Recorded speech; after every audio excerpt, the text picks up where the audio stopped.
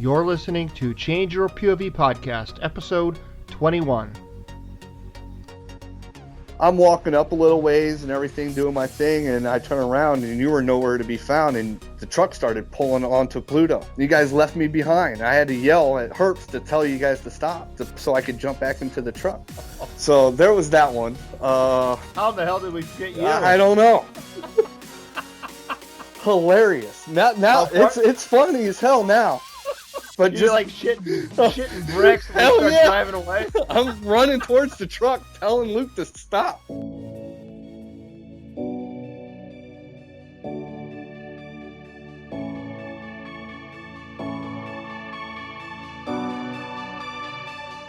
Welcome to Change Your POV Podcast, helping you navigate transitions in your life, like entering and exiting college or the military, changing jobs or careers, and providing you with the coaching and mentorship needed to help you advance in your personal or professional life.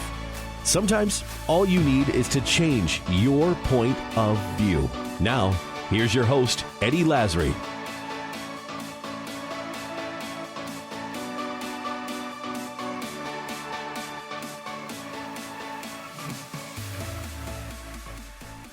Hello and welcome back to the conclusion of my discussion with Sergeant First Class Roy Milbrow, where we discuss his time as a recruiter. He's a current active duty United States Army recruiter. And last episode, in episode 19 last week, he and I kind of bantered back and forth and talked about our time together when we served in Iraq together. He was my gunner, and we talked about some different stories that he and I had, and we talked a lot about his time as a recruiter and different challenges that he faces, and that we both faced coming into the military. Well, we're concluding the episode today where he and I are strategizing a plan to come up with a series of different podcast episodes to aid in the training and development of future soldiers of the United States Army. So listen in, hope you enjoy, and at the end I would really appreciate any kind of feedback, ideas, suggestions you may have, and you could provide us that feedback by going to the show notes page and at the bottom leaving us a comment, or you can email me directly at eddie@changeyourpov.com. So without further ado, let's listen in to this conversation with Roy and I, already in progress. And the way I came up with this idea is because, much like you, I didn't have all that interaction with my recruiter beforehand. I enlisted, or I went to the MEP station initially my junior year of high school, and then of course I didn't go off to basic until after I graduated. So that left me with a whole year of essentially I should have been preparing to go, but my recruiting station didn't have any program, and I didn't even know a program like that existed until Tyler, for those listeners out there, is my son.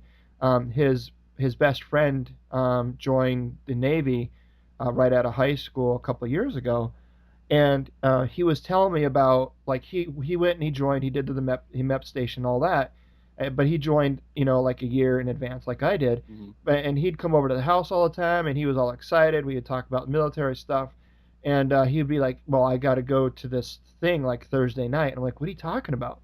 He's like, "Yeah, every Thursday, or I think it was twice a week, Tuesdays and Thursdays or something." He goes, I got to meet at the recruiting station, and we've got to do pre-drills or something. I'm like, "What are you talking?" I was like, "What is this?" And he's like, "Yeah." I was like, "Is it just you? What'd you do, man?" He's like, "No, like everybody that's that's going to join the Navy, we meet and we do PT." And I'm like, "Really?" I was like, when did that start?" And he's like, "Oh, I don't know, man." So I started to look into it, and that's kind of like this. I don't know when they started it. They didn't do it when I was in, but so now you've got this period of time from the time you raise your hand to the time you actually ship off to basic training, where you meet at the recruiting station and you go through these different levels of training, and you learn a lot of things before you actually get to basic. You learn how to march, you learn the phonetic alphabet, you learn rank structure. There was a bunch of things, and I sat down. I knew nothing about the Navy, but he told me he was struggling with learning the rank structure. So I went on on the internet, and I printed up all of the enlisted and officer ranks on a piece of paper, and I cut them out, each one separately, and I taped them on like the front of a 3x5 card, and on the back side I wrote like what the rank was. Mm-hmm. And this was a learning experience for me too, because I didn't know I it was still Navy. don't know them. Yeah, yeah, it was crazy, man. And I gave him the deck of cards, and I'm like, here you go, man. I said, use this as a training tool, a hip pocket training tool. And he's like, what's this hip? So I explained to him the hip pocket training, right? Mm-hmm.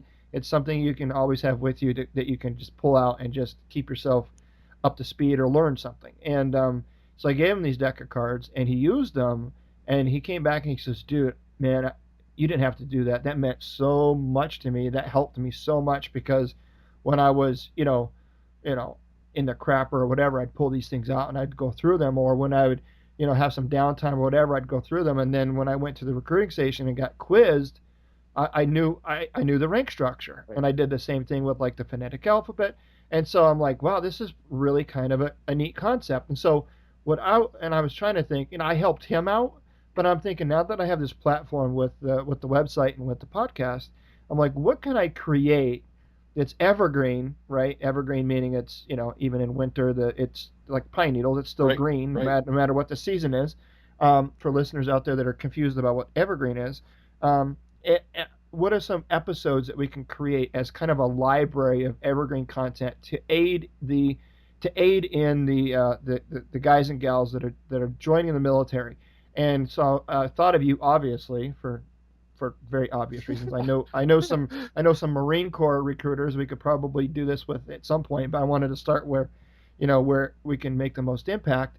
But create some. What I would really like to do is see if your 5 NCOs in your center are up for basically putting together a 60-minute training material based off of a specific topic. Mm-hmm. And they come onto the show, and whoever it is, he and I or her and I, we go through, and it would really be up to the NCO though to really kind of put out the information. It could be anything from, like I said, it could be the phonetic alphabet could be an episode, the rank structure could be an episode.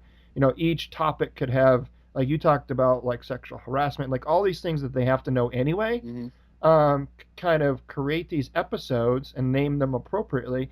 And then what you could do for your trainees is you can give them a little business card that has the podcast name and the episodes with the titles, and say, here's your homework. Your homework is listen to episode Right. 6 or 7 or whatever it is, and it covers these topics, and then you'll be quizzed on, or however you want to work it, right? Right. But make it, but not only that, but people that might be dipping their toe in the water, so to speak, that like might be interested but they're not quite sure yet, they're not really ready to talk to a recruiter, but they're interested in kind of what everything is going on. So the people that are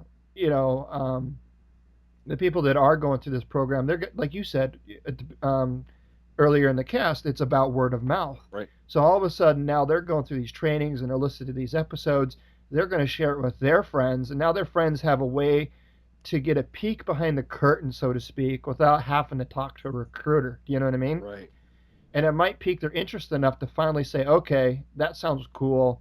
I'm ready, or now I'm at a position where I'm ready to talk to a recruiter about potentially signing up. Mm-hmm. And you can even put together like a leaflet with these when you pass out, when you go to the high schools and things like that. Just a different tool. Like, I don't know what you guys have already, because I was never a recruiter. Right. And they do things way differently now than when I was in. So I don't know what tools you have at your disposal to aid in your efforts to recruit. But this could definitely be something I think that you could put in your toolbox to kind of help. What's your thoughts on it? I actually agree. Look, right now we have what's called it's an actual website that they get a Go Army domain email address, and they complete the basic training task list online, and they have, it's called futuresoldiers.com, and it has all the task lists, or all the tasks that they need to complete online, and this website is generated, and once they sign in, I'm able to track their progress of online. Mm. a lot of times the hardest one, which is it'd be kind of hard to do over a podcast because they have a hard time on the computer classes, is the land nav. Mm-hmm. But that's usually the one that gets everybody hung up. But if they complete the basic training task list, which is 10 classes, um, they can pass a full APFT, which is Army standard 60% in each event. And they refer one person to join the Army and they enlist prior to them shipping the basic training, they get promoted one rank. So if you're coming in as an E1, if you complete that all those steps for the basic training task list, I'm going to promote you to E2 before you even ship. Okay.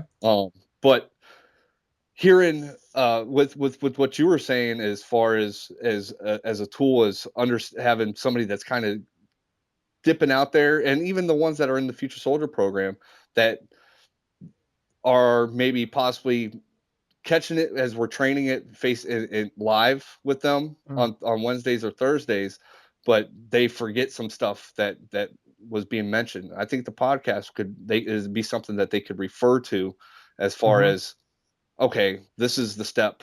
I didn't take good notes. Let me go back to this and have him actually listen to the instruction again. So Right. I think it's definitely something that could possibly be beneficial, as far as short term for right now, just getting it off the ground, and it could possibly be something that the USREC command might eventually, as it grows, might be Mm-hmm. interested in. So I think I say it's worth a shot. Yeah, I mean, even getting some of these future leaders on the podcast to kind of talk about their experience up to this point, and then once they go through basic and AIT, if they come back home, and then come back on as a follow-up episode to kind of share their Oh, that experiences. would be beautiful. You That know would what I be mean? absolutely. That would be great, because we have what's called the hometown recruiting program, Mm-hmm. and we call them ATRAPs. It's acronyms. You and Bennett were talking about acronyms a couple on one of your episodes that I listened to. There's Yeah, acronyms for everything. did by Ty Duckle or whatever the hell Yeah, it was. something like Yeah, that. yeah, okay. But hometown recruiting is ATRAP. So you have these soldiers that complete basic training, AIT training, their job training, and they come home for 2 weeks and they work with us in the recruiting office. And their main objective is to assist my NCOs when they're out in the high schools, telling their Army story from the time they made the decision to join the Army, their time working with their recruiter, and their experience through basic and AIT. Mm-hmm. And they utilize that piece to maybe it's because of that person's experience that makes this person say, yeah, I'm ready to continue forward with my process and join the greatest military force in the world. Yeah. So I think I don't see right now, I don't see any negatives towards the idea of that as well. I think that would be an amazing tool. Okay. Yeah, so kick it around, talk with your guys about it, and see what you want to do with it. Like I said, I want this to be a tool that you guys could use. So really want you guys to be able to leverage off of it. Right. Because in doing that, it's also going to serve my goal in targeting that third demographic that I mentioned at the top of the cast Right. of the people that are looking. Because at the end of the day, it you know we serve our veterans through their entire life cycle. Mm-hmm. What I mean by that is the veterans today are the guys. The veterans today at one point were the people that you're putting in the Army today, right? Exactly. And so if they get a good experience entering the military and they know that there's people out there that care about them and they realize that there's support groups out there and there's resources like non-governmental resources like Change Your POV podcast, things like that, then perhaps when they go through their time in the military, because I also talk a lot about preparing yourself to get out, and I'm going to expand a lot more about that in terms of steps you should take as you're preparing to exit. And then a lot of what we've talked about so far on the podcast has been, tools and resources that veterans can use once they're out. So it really is, it's kind of a full circle thing that I want to really package. Right. But I just can't speak intelligently to that recruiter piece because I just never have been there. I mean, I went through the recruiting process, but it was very crude. Sign the dotted line, raise your right hand. Thank you very much. Have a nice day. That was my extent. We'll So, see you on ship uh, day. yeah, yeah. So getting you and your guys kind of involved and the people that you've got in your future leader program and really, I mean, we can really turn this into something really, really cool that I think you're right. It's something you guys could leverage, but I think if it grows some legs and it becomes useful, it may be beneficial to kind of share it with some um, surrounding centers that you have contacts with, you know? Absolutely. Absolutely. I think I really think it would be a good idea. Really do. So that's awesome, man. So we've got some projects ahead of us, and I think they're for very, very good because my heart is still. I'm out. I've been out, like I said when I talked to you earlier. I've actually been out of the army longer than you've been in. I think, Yeah. which is kind of crazy when you think about it. But um, it's just I think about you guys every single day, and I know we don't do a very good job of keeping in touch and talking and things, but you know what? There's not a single day that goes by that I don't think about you and Herbst and the other guys that I've served with and served that worked with me and for me and it's just it's a family, right? I mean, Absolutely. it's more than a job, and it'll be part of our family for the rest of our lives, and that's getting into this podcast and talking with other veterans and Bennett, and it doesn't have to be Army. It's anybody that's put the uniform on. It's just you learn very quickly that it's a community, it's a family, and yeah, there's a lot of elbow rubbing and jab, rib poking when it comes to different branches, but that's just part of the deal. Oh, absolutely. But at the end of the day, no matter what uniform you're wearing, no matter what branch it has on your whatever they call them ACUs these days or BDUs or whatever the hell you guys call them. ACUs for now, and we're getting ready to change to OC. Well, they've started implementation of the new pattern. It's called OCP. Um, Okay, they look but more like the BDUs, but I prefer BDUs and the black boots and stuff like that. But that's just my own personal preference. yeah, regardless of the uniform, everyone has that flag on there, right? Right, exactly right. Absolutely. And that was one of the things that I was listening to your podcast today, with Bennett, and I'm a firm believer and I portray this to my guys. I don't branch bash when it comes to talking about the other branches. When somebody says I want to talk to the other branches, do it. You know, Mm-hmm. Yeah. talk to the other branches, get informed. Don't make a a rash decision and then regret it later. I want you to be knowledgeable on the other branches. Just make Mm-hmm. sure you research everything that they say. Right. Don't and I say the same thing about me. I'm like, you're meeting me for the very first time. I don't expect you to trust me for anything, but Mm-hmm. everything that I'm about to tell you about the Army and about the benefits and what I can offer you, go on to goarmy.com. Mm-hmm. Research and utilize this great technology of the World Wide Web and verify everything that I'm telling you is true and accurate. And do Right. the same exact thing when you talk to the Air Force and the Navy, the Marine Corps, the Coast Guard, especially the National Guard. Um, and but it's yeah, we all poke fun, and I've got really good guys from the other branches, recruiters that are right next to me that we all get along. We all poke fun with one another. Um, and at the end of the day, is we all signed the same dotted line. Mm-hmm. We're all fighting for the same thing. Two of my best friends that I graduated high school with, they're both prior service Marines, and the Marines, they're once a Marine, always a Marine, and they have Mm-hmm. that mentality, and I understand that. And so every time I come home and I see them, um, it's we constantly taking jabs at each other, but I love those guys to death. And it's just, Right. and like you said, with us, it's a family. You know, Mhm. we don't reach out to each other or communicate with each other as much as we want to, but me and you, we haven't really had a conversation in years. But Mhm.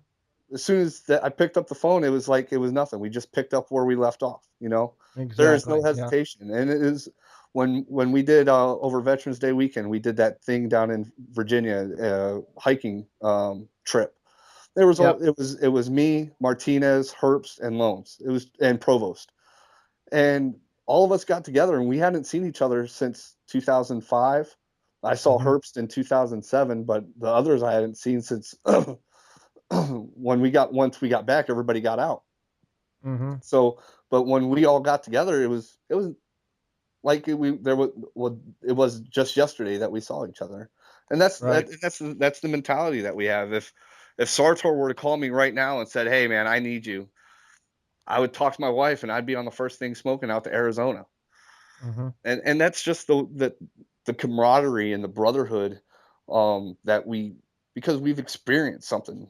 It was we went to war together, you know, Mm. and that's something that will always be cherished, you know. Mhm. There's guys that my dad, when he was in Vietnam, that not so much talks to anymore, but I know he thinks about them all the time and everything like that, you know. Once we can get the people understand that just because it's the military and it's the military, it's not Walmart. All right. So Right. Yeah. there's a possibility of being deployed. And if somebody says to you that, oh, the Navy doesn't deploy or the Marines don't deploy or the Army doesn't deploy, that's a lie. Mhm. It's the military. Your job is to defend the United States Constitution and the people of the United States. Mhm. And that means at some point you might have to take a bullet, you know. And Mhm. unfortunately, but that's what you're signing up for, is knowing that Mm. there's a possibility that you might die for this great and wonderful nation. And me and you both experienced friends and brothers that have passed because of paying that ultimate sacrifice. I'm getting into another tangent. I'm sorry.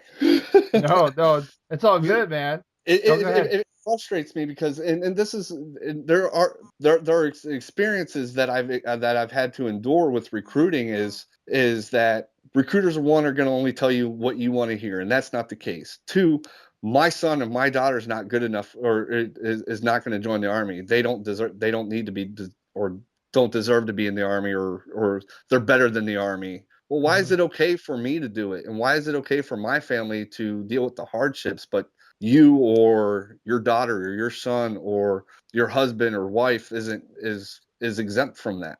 Mhm. Right. That to me, it's an asinine and a cheap way out. Right. Because if it wasn't for people volunteering to join the army, we'd have the draft, Yep. and every 18-year-old male would be subject to fighting for the country, whether they wanted to or not, and they don't get to pick the branch that they're going to be joining. Right. The government is going to say, "Hey, you're going to join the Marines." Mhm. And that's it, you know. And now with conversation that you and Bennett had a couple weeks ago with the transition of female into combat roles, I've actually see the female having to register for selective service. Mm. It just makes sense. Yeah. Does. So if going into that equality thing that you guys were talking about, it makes sense. If by federal law, if every 18-year-old male has to register with selective service because of the combat roles will be needed, and now that females are allowed to be doing it, they should be subject to the draft as well. If the army would or the government would ever implement the draft again, which I don't foresee. Right. Right. Yeah, that was an interesting conversation. I've gotten a lot of feedback on that episode. And I Um, love that episode. But the thing about it is I, I I'm on board with the way Bennett's side with it is. Show me how it's going to work, and if it's successful, awesome. Me personally, I if anybody that walked in my office said they wanted to join the army to better themselves, I don't care what they have in their past. right. But rules, guidelines, and regulations tell me otherwise, not to be able to do that. So, but if a young lady wants to say, "Hey, I want to be an infantry person to shoot people and kill bad guy, then well here's a rifle, you know. Yeah, yeah, yeah, absolutely, right. So And like I said at the end of that particular episode, I was like, it's not that I don't think women can't do it. I don't think men are mentally equipped to deal with it. I think the men in the equation will not be able to manage that. I think exactly. the women. I think the women would do fine. I agree. I absolutely agree. And I've got friends that are in the infantry, and when that got lifted, oh, the uproar. Mm, I understand. I see where they're coming from, and I understand that because being in a combat MOS, you know. yeah, But there's a lot of things that will have to change in the army for to be accommodating to a female in a combat MOS. but Um, that was kind of our whole point, though, right. is should there be accommodations? I mean, if it's about equality, I'm not talking about that aspect of the standards as far as that or anything like that, yeah. but you know how we grab ass, you know, and Oh yeah, our yeah, yeah, mouths, yeah, and we don't give two shits around who's around and how we talk. yeah. It's The, like, have you the ever seen? world is an offended place anymore. So Oh, you're right about that, brother. You seen that show? Whose line is it anyway? yes, It's got who is it got on there? it had Carrie. Drew Carey, Uh, Wayne Brady. Um, yeah, yeah, I know who you're yeah, talking about. yeah. So you know how they could take props and make very interesting gestures with them. Yes.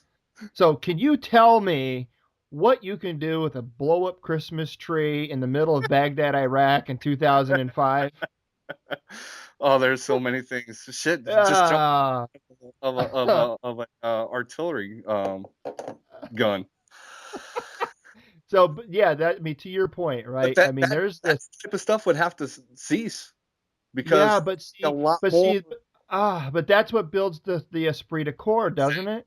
in my opinion. But if you have females that are offended, and I'm not generalizing that as all females are going to get offended with that stuff. There are females that are in the army that I've worked with in my time that are just one of the guys, you know. Right. Yeah. But you have to know where your limits are with that because there are times that we can go overboard or the female could go overboard and be like, what the fuck did she just do? Yeah. Yep. It's like, but you'll have to be more conscious of your surrounding of it, Mm-hmm. you know.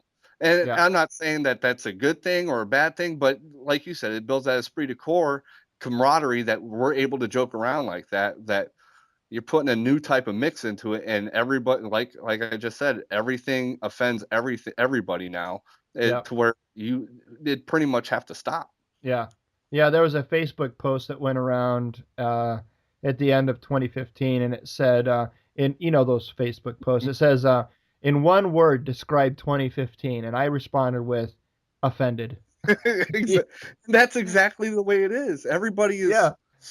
Everybody wants to fight about something, and they forget where, especially with the military and everything, people forget what happened on September 11th. Yeah. On September 11th, the United States came together. On September 12th, it just seemed like we started pointing fingers at everybody again. And Mm-hmm. it shouldn't be like that. And it's crazy. And yeah. Yeah. Yeah. Oh, yeah. Well, you could go down that road for days, For but days. so let me ask you this. Aren't you glad I didn't give you a set of predetermined questions? Yeah, I am. This is, The only reason why I wanted that is because I didn't know how in depth of the recruiting aspect that we were going to get into as far as regulations and stuff like that. So I wanted to make sure I had the correct answer and not just because there's stuff that I'm learning every day, and I've been recruiting for 7 years, and I wanted to make sure that I had the appropriate stuff and everything like that. But no, this was because we went a little bit of everywhere. We talked about me, we talked about you, we talked about recruiting, we talked about the offended world, and it's all good, and we're gonna have more of these, man. It's hard to go, for as long as we went without, talking to recording a podcast and trying to capture everything. We just can't. But we're definitely going to go down that road, and I think more than anything, one of the selfish reasons why I want to do this project with you about capturing specific episodes relative to the enlisted personnel coming into the military is because it gives me a reason to kind of force myself back into your life and be part of you again. Yeah. And the podcast did that for me with Herbst. You know, that was the first time he and I had talked for a while too, and it made me realize how much I really valued and cherished our relationship, and how I let that, even though I Facebook stalked you over all these years. There's nothing like getting on the phone and just talking about trials and tribulations, successes and failures that just really kind of keeps that bond together. So um, I'm gonna actually turn this into a couple episodes. I don't think I'm gonna do a whole lot of editing. I think I'm just gonna leave it raw because you know what it is, Right. and I'm going to leave that open. But I'm really looking forward to getting to work with you and your team Yeah. also, if you want to include them in this whole thing.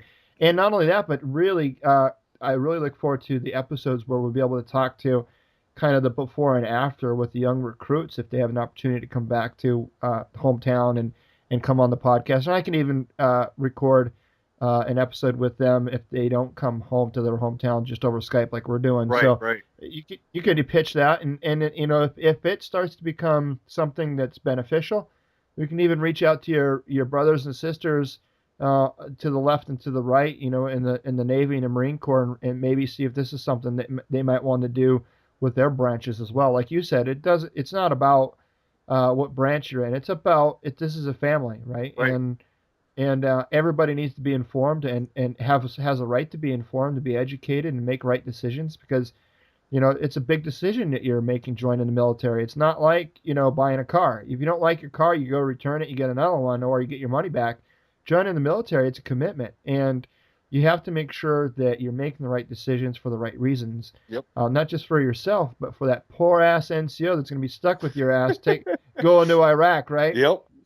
But so we're gonna wrap it up here. But I wanted, before we go, give me one story from our time in Iraq that kind of pokes out in your mind that you kind of remember. Have you checked out it? Yeah, you've checked out some of the Cadillac Chronicles and Lazary Chronicles on the website. I haven't checked out any of the Cadillac ones. I've watched all of the Lazary Chronicles. Okay, And some good stories there, huh? yeah, the the shit sandwich. As soon as that you named the title, I knew exactly where you were going with it. And I was actually in my office watching that, and I'm laughing hysterically because I remember that night like it was yesterday. Yeah. It was hilarious. And then the three-parter of the Yellowfoot Bridge, Yeah. and Luke touching that damn IED down that. Oh my God. That light bulb. Yeah. There's so many things that took place in the 12 months we were there, and I have two. One is short, simple, to the point, and to me, it's, as I look back on it now, it's funny as hell. But at the time that it happened, it scared the shit out of me.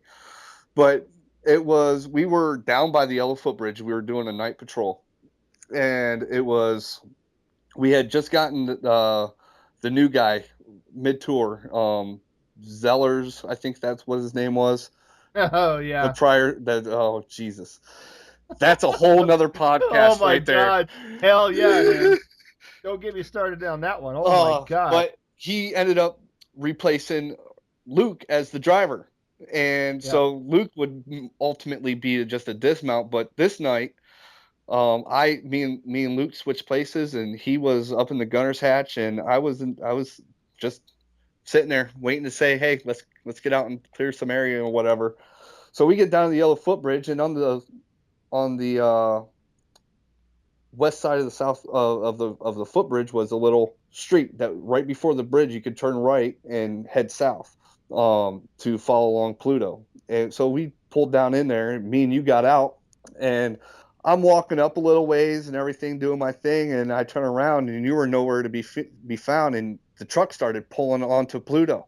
You guys left me behind. I had to yell at Herbst to tell you guys to stop so I could jump back into the truck. So there was that one. How the hell did we forget you? I don't know. Hilarious. Now How far? it's funny as hell now. But You just like shitting bricks and we hell start yeah. driving away. I'm running towards the truck, telling Luke to stop. But there was that, and then on a more serious one was the night after Justin died. Um, that night alone, the night Justin died and everything that was a crazy ass night, to say the least. Because after we went back and we came back out and we sat out on Pluto around this mosque for till middle of the morning. Yeah. We come back, everybody's just exhausted and everything like that, but the mission still has to go on. We finally are so exhausted. We get back to the barracks. I crash out, and this is probably about 1800, which for listeners that aren't in the military is 6 o'clock. And you wake me up, and you're like, "Hey, we gotta get ready to roll." And I basically broke down right there, and I was like, "I don't want to go." And it was I felt it in my bones that something was going to happen, just because of obvious reasons, because of what just happened the night before. And this is right. It's still relative. We were a month, maybe, if that, into country. So and it was just after everything that happened up in Solder City, and then stuff what happened with Justin. It was scary. There was a lot of emotions going through your head and everything at that time. So this is our first mission out after the night of Justin. So we're traveling and doing our thing, and we pull off to the side, relatively similar to the area of where the IED went off the night before, right in front of Mechanics Village. And we pull off the hardball onto the left side of the road, and we're in the dirt right next to Shit Creek. And normally, when we get dismount or when we stop, you have you and the driver, and our overall driver was Herps. You would have you two get out and dismount, and I would maintain the radio and observe the area from the gunner's hatch. But that night, you were like, Herps, just stay in. We're not going to be here too much longer. We're only going to be here for a quick minute, and then we're going to get back and we're going to roll. So we sat there for a little bit. I used my optics and I scanned Mechanics Village to see if there's any bad guys over there or anything like that. And you got into the truck, and you're like, all right, head north. And as soon as all four tires hit the hardball, boom, right where our truck was at. It was a buried IED. And for whatever reason, because at that time we didn't have the, whatever the hell they're called, to block the signals and stuff like that. I talked with a guy. I did an interview with a guy last night that mentioned it. He called it first time he said it. Fuck, I forget. Anyway, go ahead. I've told. But we didn't have that stuff. Yeah. We had Right. We had our regular Colt Humvees, which were fiberglass doors, and that was it. Yep. And as soon as all four of those tires hit, it blew, and it was. I'm getting emotional just thinking about it now, but it for whatever reason and whatever, it didn't blow up right when we were parked on top of it, and it just. I knew as soon as it blew, we reported up, and then we went back to Iron Horse, and we got back up on the ready line. And I jumped out of the hatch, I threw my Kevlar, and I started crying and breaking down, and you were right there, and you lifted my spirits and you held me high, and what I don't know exactly what you said or anything, because I was so lost in that moment of that near experience. I remember. And it is whatever you said, we were able to just go on and do our mission. And it that one, I think about that one a lot more, because that was such a close call. Mm-hmm. And I so, remember what I said to you, and the reason I remember is because it's something that no NCO should ever have to tell their soldier, and it was the hardest thing that I ever had to say to anybody, and that was look you square in the face and say, Millie, you have to just come to terms with the fact that you're already dead. You're not going home. And for those that have never served, that's hard to understand. Um, but there's a point when you're fighting in combat. There's a point where you have to just surrender to the fact that you're not going to go home and see your family because there's nothing wrong with hope, and everyone should, I guess, to some degree, hold on to hope. But holding on to hope so tightly impairs your ability to do your job, right, and you almost have to kind of let it go and just say, you know what, if it happens, it happens. I'm already dead. Let's just do this thing and get it done. right, And it arrives at everybody at different times through their deployment, but for that night I think you and I both arrived at it together. right, And that's why I was able to say it to you, because I was saying it to myself as much as I was saying it to you, because you're right, that was such a real moment. Like we were standing there looking at each other saying we should not be standing here looking at each other. right.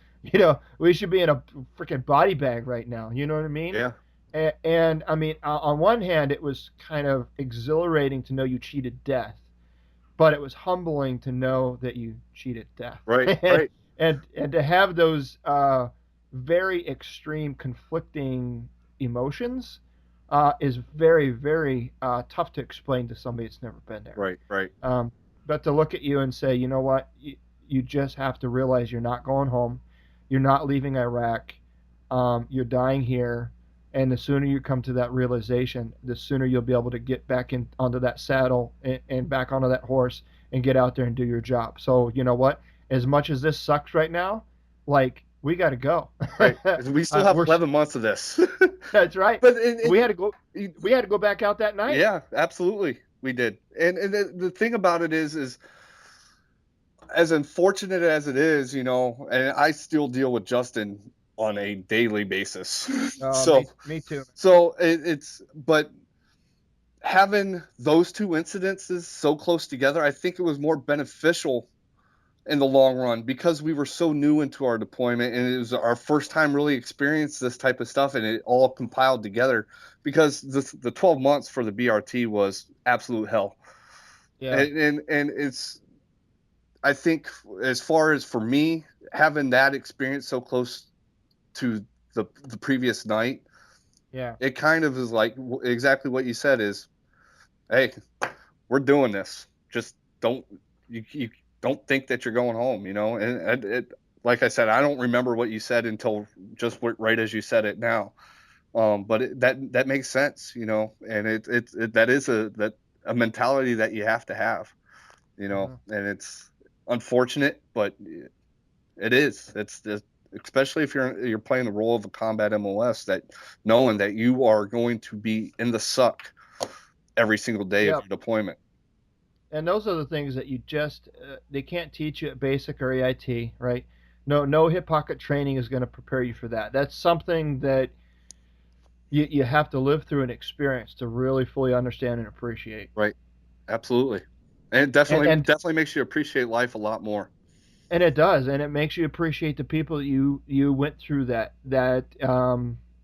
period in your life. Because I came home and I was a different person and have been ever since. Right. And my wife recognized it, and she still does. And going to war, no matter for how long it is, but to experience war, it changes you, and it always will. Yep. And it's just one of those things where you, excuse me, I just got done pounding a beer. So it's one of those things where you have to, and that's where I think a lot of guys that are struggling with PTSD, and I don't want to go down the road of PTSD in this conversation because I have a lot of those conversations, but I think it's guys that suffer from that is because they've lived through those experiences and they've felt those emotions, and they just don't have a way to find a release for it, or Right. to come to terms, or to come to grips with it. And a lot of it has to do with, like for me, I was a senior squad leader, so I was responsible for, before we deployed to Iraq, like the two guys in our troop that died, like fell under my watch, Hmm. man. I mean, they were my guys. I was their squad leader, and um, in Fondren, just before we deployed, he was, before he became the other squad leader, he was my guy. Right. I felt a huge ownership to everybody in that platoon, and I felt responsible for, every wound, every death, every injury, Yep. and I wear that. I wear those as scars on my heart, and it's tough, man. And one, my logical part of my brain says, dude, you're in the army. This is expected to happen. It's part of the gig. So get over it. But The other people, part of me our genetics, no matter what anybody says, our genetics aren't built that way. built for that, for Right. that type of Right. shock. You know. Yeah. And for it, you're a non-commissioned officer. When you have guys, they're more than just. If you're a true leader, and again, there's a difference between an NCO and a sergeant, or Right. an NCO and an E5, or an NCO and an E6, or a leader. And I mean, like you said it best, I think it's a stripe wearer, or a true leader, or Right. non-commissioned officer. But um, because there's plenty of those, don't get me wrong. Uh, But if you really embody the whole ideology of a non-commissioned officer. Like, you truly love your guys. mhm. Like, not love them like, you're gonna make out in the back of the movie theater in the dark, but maybe, Well, but we're fisters, I so mean, yeah, it could happen. Yeah, yeah, but I mean, I loved you guys like my own family, and I mean, absolutely. like my wife, my kids, like you were my family. Yeah. You know what I mean? That's it, man. I moved And in with you guys after I got back from Iraq. yeah, yeah, you did. Yeah, and so when you feel that compassion and that love, when you do lose a guy, um, it's like losing a family member. It truly is. And you just, like if you were to lose a family member today or 10 years ago, you'll never forget losing a family member. And the same is true for the soldiers that you served with. And it's tough, man. It's just like you said, every single day. But it either refines you, or it can destroy you. But it's your choice. It's up to you to decide whether or not you want those experiences and emotions to collapse on top of you, or if you want to turn that into something that you can help motivate, encourage, and to benefit other people with Right. somehow. I absolutely agree. So cool, man. I mean, I know we could probably talk for a hell of a lot more, but we're coming up on 2 hours now, so we're Holy definitely going to shit. split this. Yeah, we're going to split this into 2 episodes. Okay. But yeah, man. I mean, it's awesome to talk to you. I'd really excited about where we can go with creating some evergreen library material for your recruits. And for nothing else, I think it'd help uh, the 5 NCOs that you have in your charge kind of hone their skills a little bit. Absolutely. I think it would be very awesome to get your guys on here and go through a block of instruction, and something that they could share, and get some trainees on here. Whatever, man. You guys come up with a plan. Let me know what you guys want to do. I'm available whenever you guys are, and I'll make the time to put this together and make it happen. And I'll even release 3 episodes a week, and make right now I release a Tuesday and a Friday show. Mhm. So the Tuesday shows are just my regular interviews, and then the Friday show is the weekly banter with Bennett and I, I love where we pick those. a where we pick a topic and kick them around.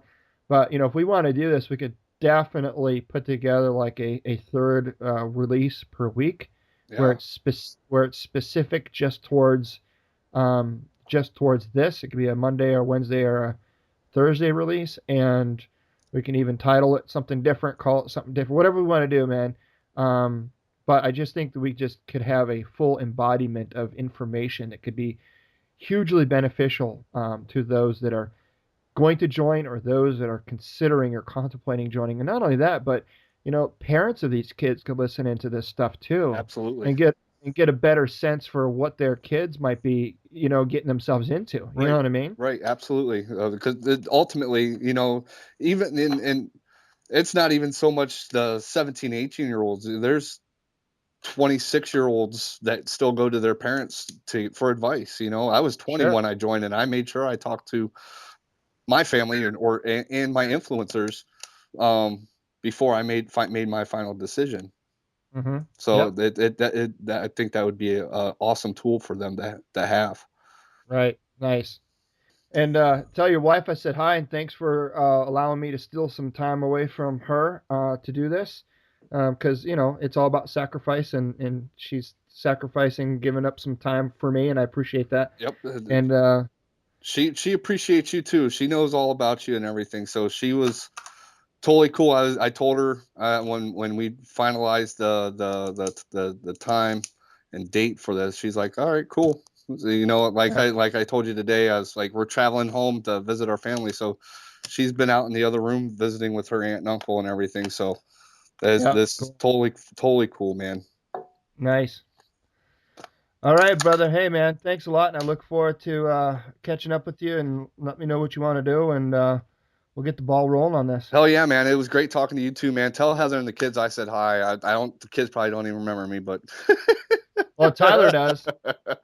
Yeah, Tyler does. He was old enough. He remembers. But yeah, tell them I said hi and tell them thank you as well. And we'll All talk right. to you soon, Hey, brother. yeah, hey, work on getting me some 10-minute videos that I can put up on the I Chronicles. will. I was actually thinking about that today as I was watching yours. I'm like, yeah, I'll definitely Yeah. figure out how to do that and get that up to you too. Cool. Nice, man. All right, bro. All right, man. We'll talk to you soon. All right, folks. Well, that concludes this episode. I hope you enjoyed this episode as much as I enjoyed speaking with Roy Milbrodt about recruiting and all the great things that he's doing at his recruitment station in Pennsylvania these days. And it was just awesome to catch up with him and share some stories back and forth. And I hope you got some value out of it as well. And so if you are listening to this, you are officially a member of the Change Your POV squad. I am Eddie Lazar, your senior squad leader, and I have created a special place for all of the squad members of Change Your POV. You can go on over to Facebook and just look up Change Your POV squad, and it's a closed group. So just go ahead and hit the little join group, and I'll have to approve you to get in. And if you don't look too shady, then I'll let you in. If you're just a little bit too far out, then I'm sorry, but you're gonna have to go. No, I'm just kidding. But yeah, come on over. It's a place where all the squad members can kind of congregate, get together. One of the things that I always didn't like about the military, I love field problems. Anytime we would go out to the field, we have a great time. But I always, after a long, hard mission, I wanted to come back and just stoke up a nice fire and sit around and just shoot the shit with all my buddies. So I cannot neither confirm nor deny the fact that we may or may not have had fires on any of our field problems at Fort Hood. But I will say that it would be hypothetically nice to have a fire after a long mission.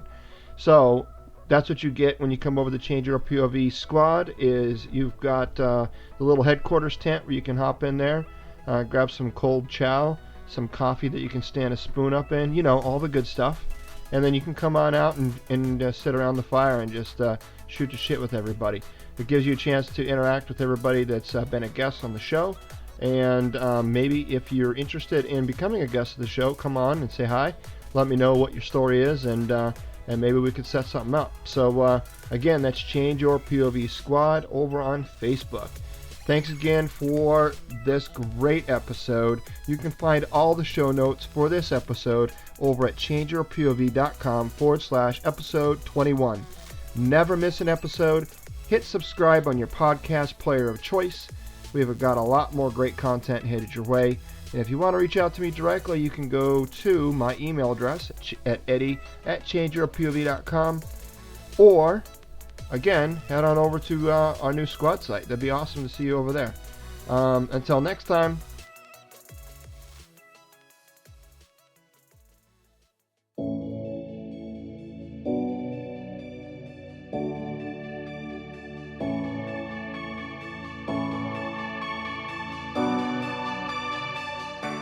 Thanks for listening to Change Your POV podcast with Eddie Lazary. Check out more content by going to changeyourpov.com. And remember, your ability and willingness to change your point of view will open doors of opportunity.